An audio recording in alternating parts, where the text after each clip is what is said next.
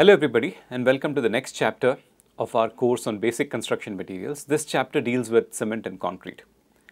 Now in most construction sites you will come across concrete. Concrete is probably ubiquitous. It's found all over the world. People are using cement concrete in various different applications. And as I have said in the introductory lecture, concrete is the second most used material in the world or second most consumed material in the world after water. And concrete is made of several different ingredients, that is cement, sand, stone, water, right? And today, of course, we also use some sort of additives which enhance the properties of concrete in fresh and hardened state. So in this chapter, we'll go over the properties of these individual materials and how the composite behaves once you combine these individual materials in a certain fashion, okay? And what are the governing factors responsible for the performance of concrete in real life applications. We'll also look at some concrete construction as to how the process of putting together a concrete structure actually unfolds on a construction site, so that you have some sort of an association with the material and its usage. Okay. So now one basic fact with concrete, as it is true with other construction materials like stone or brick, concrete is very weak in tension. So it is used primarily for compression related applications. That means wherever it can bear compressive loads, it is happy. But as soon as you get tension into concrete, it starts cracking. Okay? So concrete is weak in tension and good in compression. And because of this, we usually combine concrete with steel. Steel is used as a reinforcement for concrete to ensure that you take care of the tensile loads. Okay? So steel basically provides load carrying capacity to the tensile zones. So if you have a beam, for instance, which is bending, when a beam bends, right, let me just draw a beam which is bending, okay. When the beam bends, the bottom is in tension and the top is in compression. So in this case, if the concrete is without any steel, it will start cracking here and the crack will very quickly propagate to the top and your beam will split into two, right. However, when we put in the steel here, as soon as the crack reaches the steel surface, the tensile load is transferred to the steel and the steel basically takes up the tension. Okay? You will learn this concept a lot better when you actually come across the subjects on reinforced concrete design. But essentially, the purpose of the reinforcement is to take away the tension from the concrete. Okay? So, why do we use steel for this purpose? Why can't we use any other metal? For example, aluminum, it's a very good metal, it's got a high strength. It's got much lower weight or density as compared to steel. Why don't we choose aluminum? The main reason is that steel is very well compatible with concrete.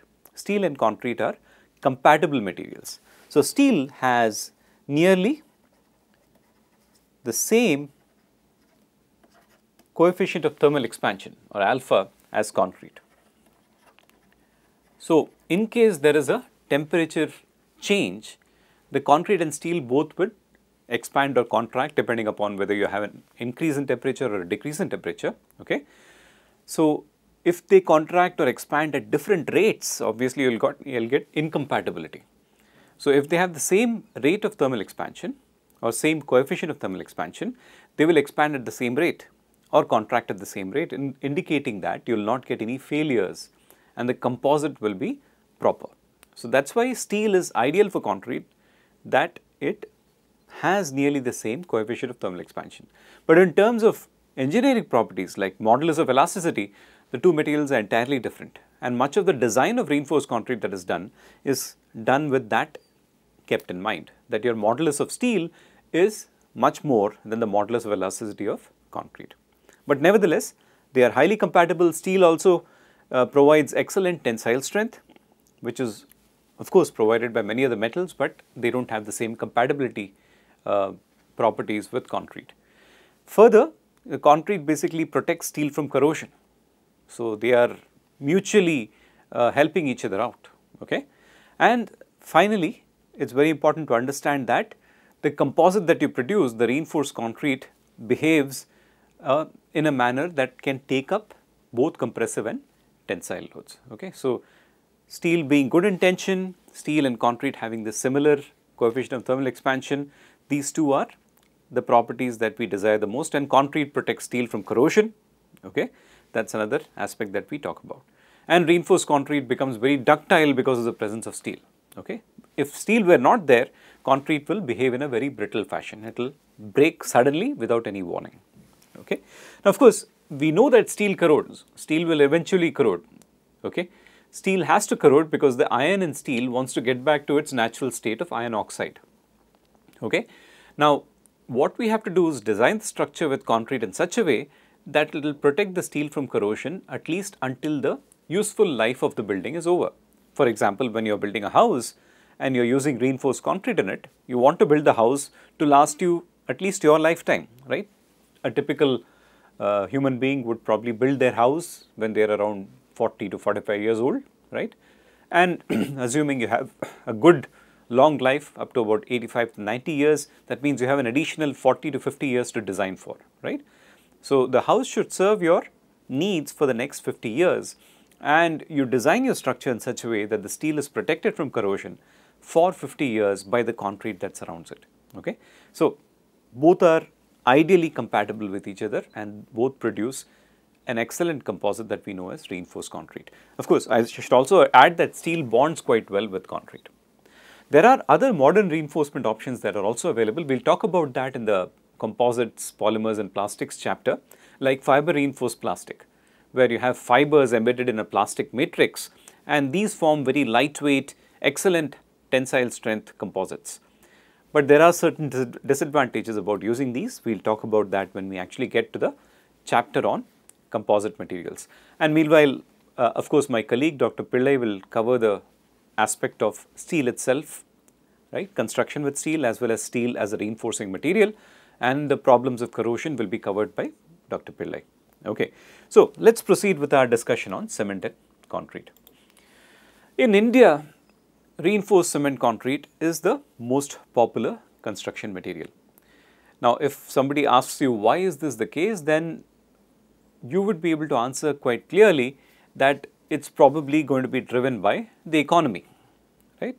In most cases, the choice of construction materials depends on what is locally available, what is economical. In India, reinforced concrete is a lot more economical as compared to steel. Okay. Just to give you a comparative cost of materials, your concrete, if you take a cubic meter of concrete, that is nearly about 2500 kilogram. Okay. The cost is probably around let us say 6,000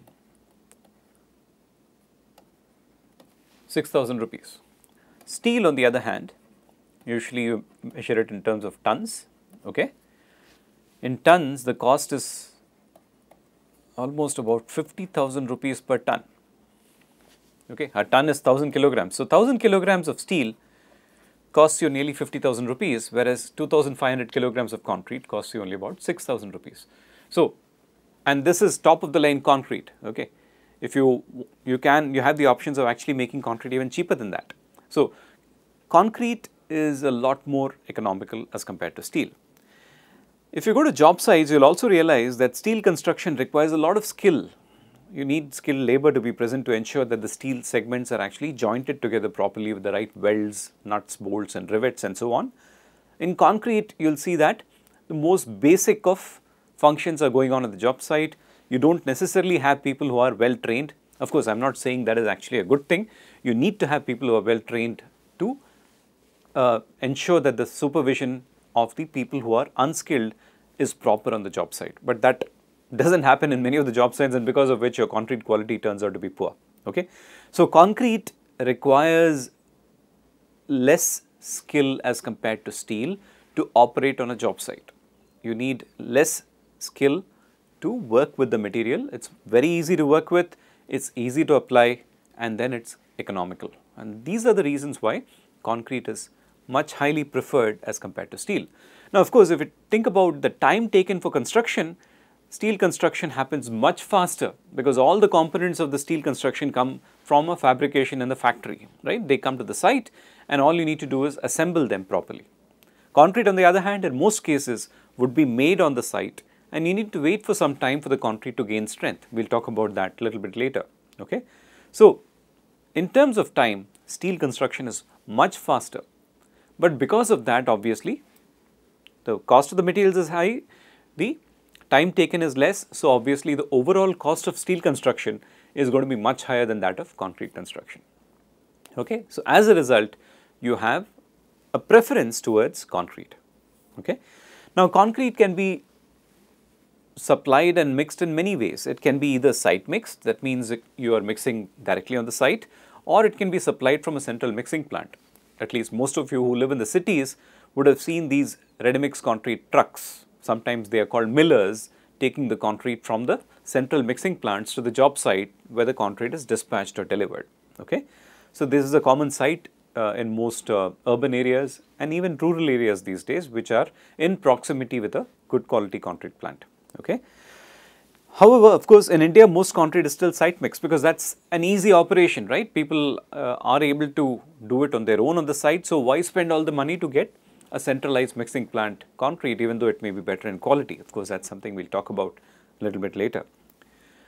In India, the construction is labor intensive, and that is just got to do with the way that the economy works. Okay. In Western countries, if you go to Germany or the US, you will find that on the job site there are skilled contractors, the skilled laborer, not labor, I won't call them laborers, you have skilled workers who are basically operating machinery to make the structure possible. In India, you will find that there will be a lot of laborers who work under a team of contractors who can deliver the material to the right place and get the job done. However, there is a major difference between the number of people employed on site in a Western construction site as compared to an Indian construction site. So, just the way that the economy works, we have a large workforce and then they need to be employed, and construction is one of the largest employers as far as India is concerned. After agriculture, construction employs the most number of people. Now, India, of course, we use a lot of volume batching. Now, I will talk about the benefits and disadvantages of volume batching later, but volume batching is where you simply take materials by volume, and that is something that is quite prevalent in residential construction. You will see that people are simply mixing based upon measuring quantities by volume. I will tell you later why that is not such a good thing to do. Anyway, in India, this is how concrete construction happens in residential job sites. When you go to infrastructure, when you go to larger projects, you will find that there is a much better quality control. People work to make the concrete mix design proper to ensure that the concrete will serve the needs of the infrastructure for many, many years. In residential construction, we do not really have that level of supervision from good quality engineers. Okay, we have mainly contractors who carry out the work, and they definitely do not have the same level of scientific information as the engineers to understand what would happen if the concrete construction is not done properly. Anyway, that's the status of construction in our country. We have to do our bit as engineers to ensure that technical knowledge passes down to the last rung of people who are dealing with the material, so that they can understand and apply it on site.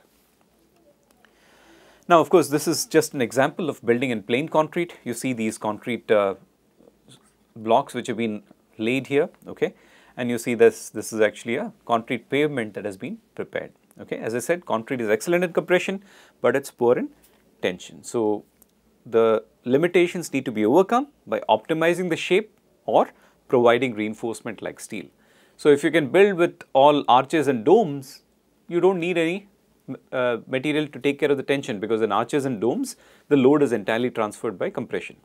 So, in such cases, concrete could be quite useful. For example, if you go to the Pantheon dome in Italy, this Pantheon basically is composed of a dome which is made with waffle-like slabs of concrete, and all the members there are in compression, and there is absolutely no need for a reinforcement there. Okay.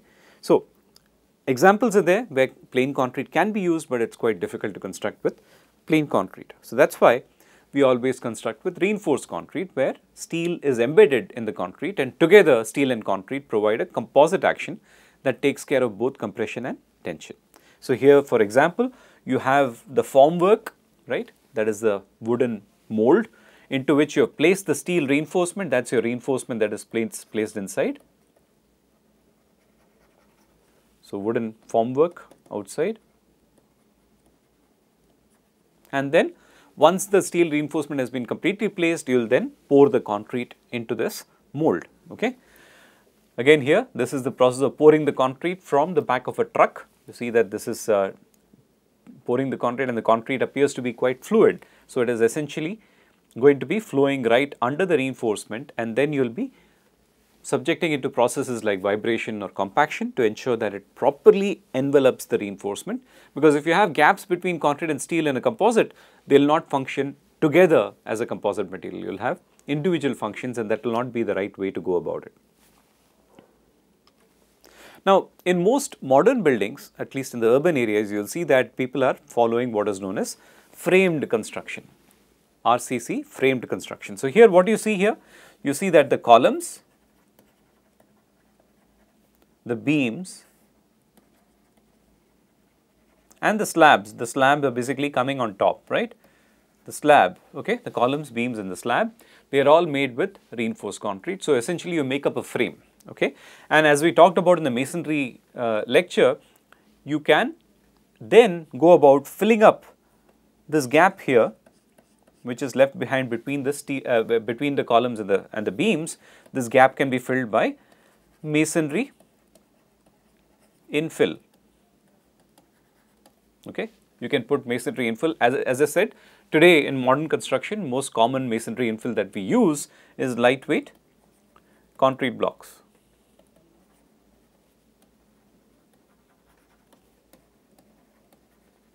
Lightweight concrete blocks such as autoclaved aerated concrete or foamed concrete and so on, those can be used for infill walls. Okay. So, all you are doing is building up a frame, all the gaps you are plugging with masonry. It could be brick also, okay. It could be brick also, it does not have to be concrete block. Now, in some cases, if you come to more modern type of construction, the wall itself is reinforced concrete, okay. And many of the fast track rapid housing construction projects, you will see that the wall also is reinforced concrete. So, what happens is the entire segment of the wall and the column is cast integrally, and it continues to move up. Your formwork, which is here, continues to move up as you are completing this construction. Okay. So, you do not leave behind any gaps, you construct the wall also along with the column, and the wall also is reinforced in this case. In some cases, you have what is called a tunnel form construction. So, you have a tunnel form basically means that a formwork which is shaped like a tunnel, and then you are basically casting concrete all around that formwork, including the walls and the top slab. Everything is cast integrally. Okay. So, that is called a tunnel form construction. In a lot of modern apartment buildings, you find that tunnel form concreting has become quite common. And of course, today you can't escape an urban setting without the use of precast concrete. Concrete that is prefabricated and brought from factories and simply assembled on site, just like what we do with steel construction. Especially with the construction of bridges like the segmental bridges, these are called segmental bridges. Okay, what is done is each segment is cast in a factory and is brought to site and assembled on site. Okay. So, generally what happens is a precast concrete comes to site and is getting pre-stressed also. We will talk about pre-stressing towards the end of this chapter. So, most of this concrete is pre-stressed. So, for example, just consider a string into which you put one bead, then you put the next bead and so on and so forth, and you are tightening each bead against the next one. Similarly, what you are simply doing here is you have a concrete segment, you bring the next one and the next one and so on, and then you stitch them together with this steel cable that is very strong. You basically push them together to make one composite. That is called a pre-stressed concrete. We will talk about that a little bit later. One of the common things that you observe in many of the multi-storied buildings these days is that they have large open spaces available. They have very large open spaces available, and that enables the creation of large office spaces or malls, for instance, and so on. You have large spacing between the columns. Between columns you have very large spacing, and on the top you see that there are no beams, okay, because the slab itself is functioning like a beam. So, it is called a flat slab concept. Again, something that will that you will learn a little bit later in your curriculum when you take up reinforced concrete design courses. Okay. So, pre-stressing, precast concrete are all over the place today with respect to building construction as well as bridge construction. Of course, in the most modern of developments, people are talking about printing concrete. Now, I showed you a picture earlier where the formwork had to be put in place. You need to actually define the shape of the concrete and then put the reinforcement and then place the concrete into it in a more or less liquid form. But what if you are able to simply print the concrete in the shape of the structure that you want? Okay? And that's what is being done with 3D printing, where there are several different manufacturers all across the world who have come up with printers that can actually print concrete. Okay? So, what happens in this printing is that you don't need formwork anymore. So, you don't need to spend time and money to assemble and disassemble formwork. Instead of that, all you do is wherever you need the material, exactly there you print your material. Now, of course, 3D printing is not a new technology as when you look at other fields, for example, manufacturing or medical technologies. In such cases, 3D printing has been used for quite some time to produce very complex components without actually having to create a mold or a die for them. Okay? So, in construction, however, 3D printing is fairly new, although it's been in research for nearly 10 years now, but application wise, people are talking about it only today. Only for the last 4 or 5 years, there's been a lot of applications with 3D printing around the world, but still it is a technology that people are experimenting with. So, all you're doing is placing layer by layer the concrete in the location that it is desired. So, you don't need any formwork. So, the structure basically supports itself and hardens and becomes strong. So, again, just to show you an example of how the 3D printing operation can be done.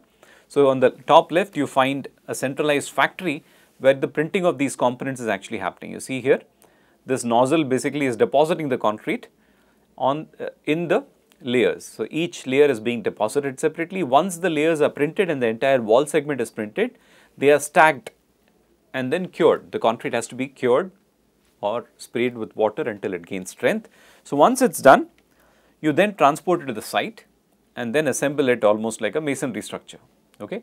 So, this is a prefabricated 3D printed concrete which is brought to site and simply assembled together. However, there are printers which you can actually take to the site and immediately do the construction there. For example, in rough terrains like hills and difficult to reach locations where your normal construction materials and workers cannot be sent, you could think about sending just material with a 3D printer which can actually set up on the ground and simply build around it. And people have been actually thinking about this process for building bases on the moon. Okay? So, 3D printing has been thought of as a technology to build bases on the moon. So, that's the kind of approach that people are looking at with respect to using 3D printing. At IIT Madras, we have done a fair bit of 3D printing ourselves, and we have actually constructed this India's first 3D printed structure. This is actually just a very small room, but the idea was to print something of the size of a toilet. Okay? Subsequently, we have printed a toilet also and are in the process of printing actually a full scale house, okay, which will be available on campus. Those of you who visit IIT Madras, I would welcome you to come and see the house that we have printed entirely with 3D printed components. Okay, so having given you this introduction as to how concrete technology is getting adapted and changed, let's now go back to the basics and try to understand what are the different concrete making materials. How is concrete actually prepared from these materials and what are the properties of concrete that make it so unique and so easy to apply on the site. Right, so first and foremost, obviously, we need to understand what concrete is composed of. So, if you think about concrete as a composite material, you can define two phases. One is your cement paste phase, which is a mixture of cement and water, and then you have the aggregate phase, which is composed of coarse and fine aggregate, or in other words, stone and sand. If you go to the original definition of concrete, it will have cement, water, stone and sand. If you made concrete with lime instead of cement, like in the past heritage structures, you would call it lime, water, stone and sand that go into making concrete. Now, how is it different from mortar? In mortar, you don't have any stone. You only have sand, water and the cement or lime. Okay? So, that's a mortar. But a concrete is having also the larger pieces of rock thrown in. Okay? Now, we will come to why you need this kind of a composite material in terms of properties of each and every component and how it affects the overall properties of the concrete. However, today of course this is not just the 4 components that you have. You may get additives today that you need to add in the mineral or chemical form. Okay, some minerals like powders, extra powders are usually added to the concrete, or sometimes some chemicals which are there for specific purposes. We will talk about that later. They are added to the concrete to enhance the properties. Okay. So, because of all these inclusions inside concrete, it is a highly heterogeneous material. In the chapter on steel, you will get to see how on a macro level steel looks very highly homogeneous, but on a micro level, because of the different phases that are present, there is some degree of heterogeneity. But in concrete, you can actually see this heterogeneity directly by your naked eye, because the aggregates which you add in concrete are sometimes of the size of 20 millimeters or even more, whereas the paste which is having cement, the cement particles can be a few tens of microns or even smaller than 10 microns in size. So, what is cement? We talked briefly about this in the stone and brick and mortar chapter. Cement is nothing but a binding material. It reacts with water and sets and hardens. Lime does the same thing. However, lime basically reacts with water, pure lime reacts with water to convert to calcium hydroxide and has to absorb carbon dioxide from the atmosphere to convert to calcium carbonate and harden. With time, people found that when they started making lime with impure limestone,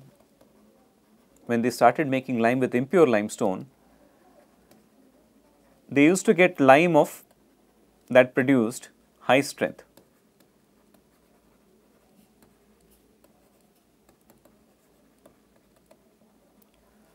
So, they found that this was because of the silica that was present as impurity and the alumina. Okay. So, slowly people started looking at burning impure limestone and producing different types of lime, and later scientists like L.J. Weicat, okay, they prepared the first artificial hydraulic lime by calcining a mixture of limestone, chalk basically, and clay. Okay, this was mixed and then calcined or burnt together, and that gave the first sort of a cement that we have. However, the actual cement that we know today as Portland cement, right, today if you go to any market and buy a cement bag, it will be saying Portland cement. Why did this name come about? It came about because of this person, Joseph Aspdin, in 1824. He obtained a patent for the cement that he actually manufactured. And what did he do? He saw that the cement, after it reacted with water, produced a hardened material that resembled a limestone called Portland limestone in the city of Dorset in United Kingdom. Okay. So, he thought that it looked like that, so let me name it Portland cement. So, he took a patent and named it Portland cement. Okay. Now, the power of this patent, which ran out many years ago, is still such that we call cement as Portland cement everywhere we go. Okay. Today, we do not necessarily have to call it Portland cement, but we still call it Portland cement. That is the interesting thing. Okay. So, the invention of cement is credited to Joseph Aspdin, but in reality there were many before him who had actually produced similar types of cement. Okay. Anyway, he got the patent, so his name is associated with invention of cement. Okay.